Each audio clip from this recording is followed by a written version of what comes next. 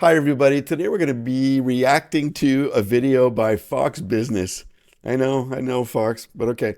The video is called Economist Sounds Alarm on Trump Policy, Warns America is Nearing Financial Crisis. Anybody who knows anything about economics has seen this coming for a while. This guy really puts it out in very clear and a tad terrifying ways.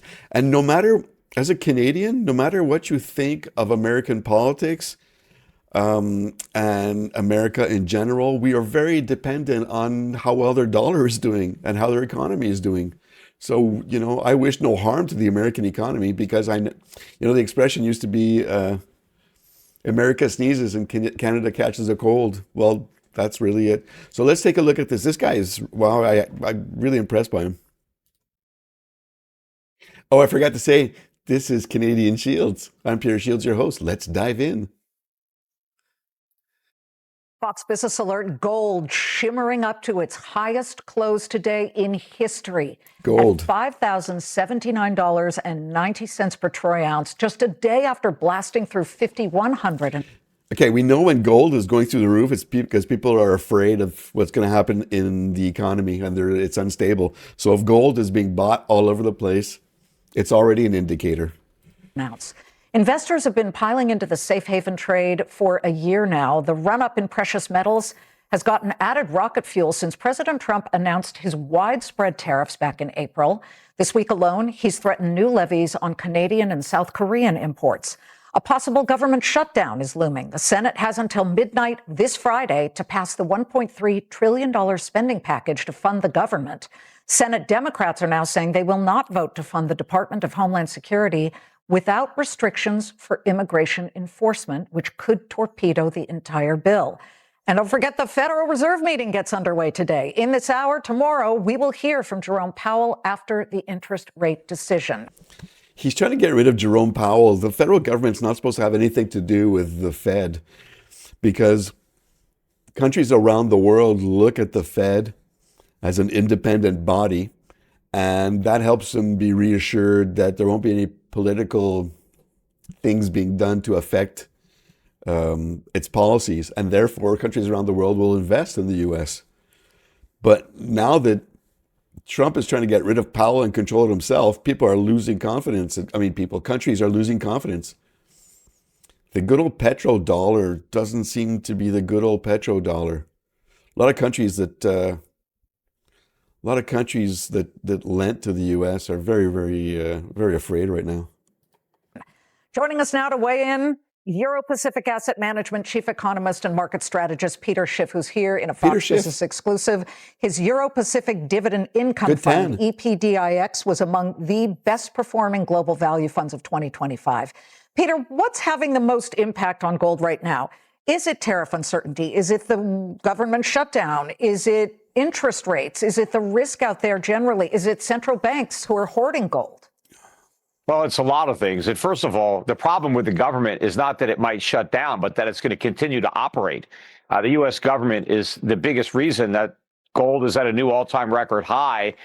The dollar today, the dollar index is at a 4-year low against the Swiss franc. The U.S. dollar is at an all-time record low today. Consumer confidence just plunged to a 12-year low. And as you said, gold is at an all-time record high. So Trump is trying to sell the U.S. economy as, the hottest in the world. But none of that sounds good. None of that sounds good. Those are bad records to hold. And I like the way he's talking about Donald Trump is trying to spin this as, we're the hottest economy. That's not how it looks. I'm afraid people are getting their news from Facebook, though, so many Americans believe it. According to consumers and investors, it is the coldest in the world. If you had to grade the economy, you'd have to give it an F. The main reason, though, to own gold. We just got good numbers on durable goods. We've had. Okay, Fox, typical pushback. Let's not look at the facts, though. Let's look at some unimportant indicators. Pretty solid numbers. Granted, consumer sentiment is very iffy depending on the month. But Peter, people's incomes are pretty solid. We're starting to see some real gains in productivity. call it the Yeah, coldest? we're not seeing that, Liz. Unfortunately, the numbers are not accurate. They're highly skewed. They're going to be Inflation. revised, and a lot of it is being influenced by inflation. Exactly. Inflation is going to be much more pernicious over the next few years than it was when Biden was president. Unfortunately, that's what gold and silver are telling you. They are a warning, just like in 2007 when the subprime market blew up, something that I had been forecasting would happen for years and something that I bet against. When that happened, I knew that it was foreshadowing a bigger crisis that hit the following year. But the mainstream investment community, the Federal Reserve, Ben Bernanke said that subprime was contained. He didn't understand the problem.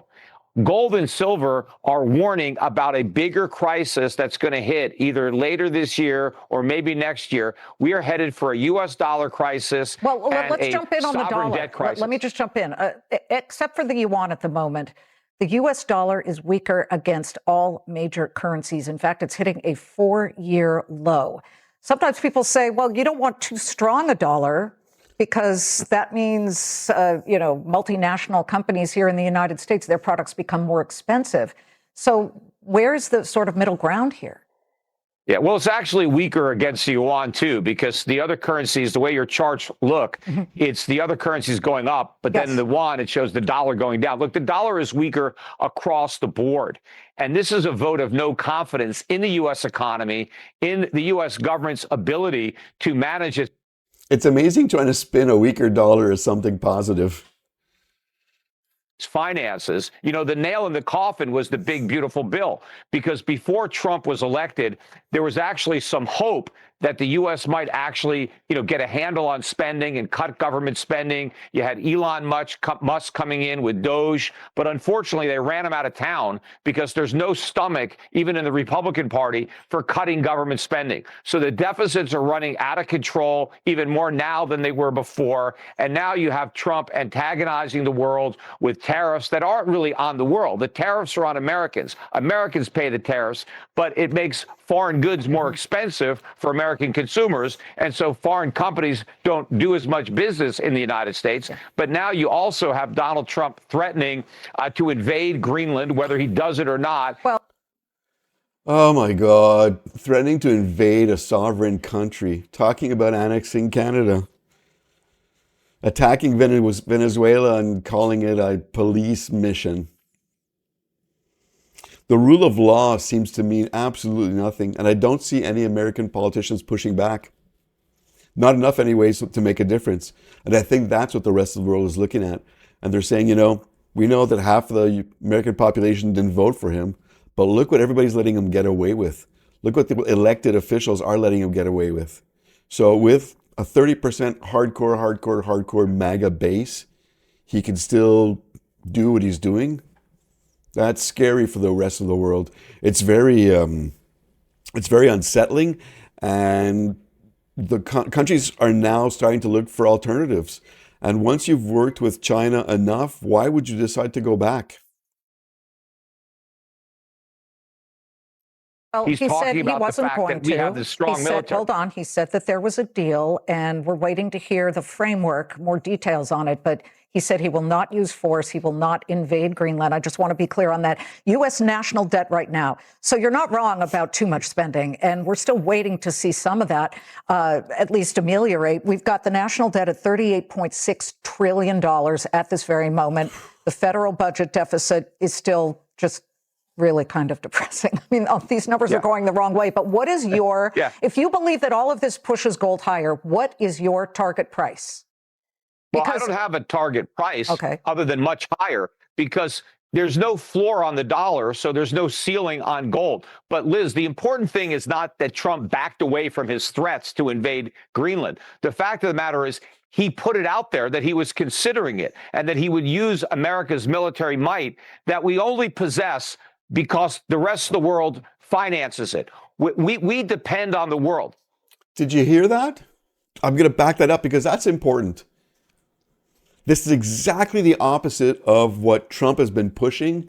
And this is exactly the opposite of this American exceptionalism pitch.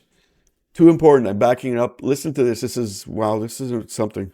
that we only possess because the rest of the world finances it. We depend on the world. They provide us with the goods that we don't produce. They loan us the money we don't save. Trump has it backwards. The world economy doesn't work because of us. Our economy works because of the world. We have a dysfunctional consumer-based credit economy that rests on the foundation of the U.S. dollar's reserve currency status, and the world is now pulling the rug out from under the U.S. The dollar is going to collapse. The dollar is going to be replaced by gold. Central banks are buying gold to back up their currencies. They're getting rid of dollars. They're getting rid of treasuries. We are headed for an economic crisis, again, that will make the 2008 financial crisis look like a Sunday school picnic. The biggest difference between the crisis that we're about to have and the one we had back then is this one is all in America. It's not going to be exported to the rest of the world. It's not a global financial crisis. It's an American financial crisis. The rest.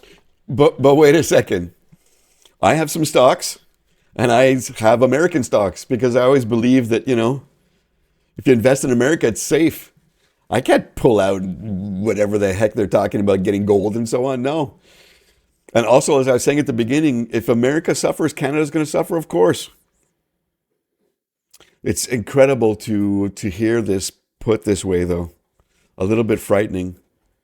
This isn't going to get to Trump and his inner circle, though. They don't care. The world is actually going to benefit. I need to get in here. You sound like Jamie Dimon, doom and gloom.